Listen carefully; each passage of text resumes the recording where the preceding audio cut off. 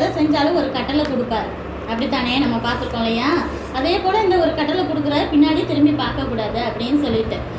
அப்போ வந்துட்டு லோத்து சொல்கிறாரு, அந்த மலை வந்து நாங்கள் போனால் அங்கே சாப்பாடு இதெல்லாம் கிடைக்குமோ, இல்லை எங்களுக்கு உயிருக்கு ஏதாவது ஆபத்து வருமோ என்னமோ தெரியல, நாங்கள் பக்கத்தில் இருக்க இந்த ஊருக்கு வேணால் போகிறோம் அப்படின்னு சொல்லிட்டு. இவங்க உயிரை காப்பாற்றுறதுக்கு தான் தேவன் இவ்வளோ தூரம் விஷயம் பண்ணிக்கிட்டு இருக்காரு. ஆனால் மலைக்கு போனால் நாங்கள் செத்துருவோம்னு சொல்கிறாங்க. லோத்துக்கு என்ன ஒரு விசுவாசம் பாரு. காப்பாற்றினது அவர் சாகுறதுக்கா?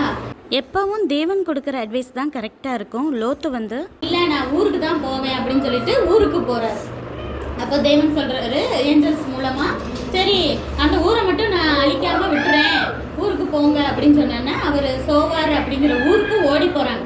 முக்கால்வாசி தூரம் ஓடி போனோன்னே இவங்க என்ன செய்கிறாங்க, அழிக்கணும்னு சொல்லிட்டு தேவன் கட்டளை கொடுத்தோன்னா வானத்துலேருந்து என்ன வருது, அக்கினியும் கந்தகமும்.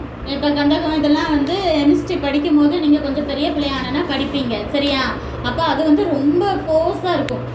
அப்போ அக்கினியும் கந்தகமும் விழுது, மழை மாதிரி பெஞ்சா அதில் யாராவது தப்பிக்க முடியுமா?